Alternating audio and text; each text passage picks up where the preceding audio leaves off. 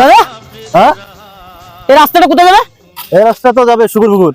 আরে বাহ, গাড়ি তো সেই গাড়ি। হ্যাঁ, কালকে নিলাম 5 লাখ টাকা দিয়ে।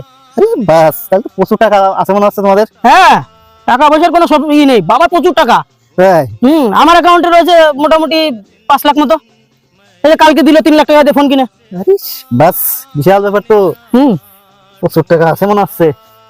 তা আপনারা কি করেন? হ্যাঁ না, আমরা তো করি চিন্তাই রে। হুমুন দিয়ে এতক্ষণে কয় কি রে? আমার দিকে এই বাদ বাদ, পিট মোড়া দে বাদ। হ্যালো, ছেলেকে যদি জিন্দা চাস 50 লাখ টাকা নিয়ে এখনই চলে আয়, নাহলে কিন্তু মেরে একদম জল ফেলে দেবো।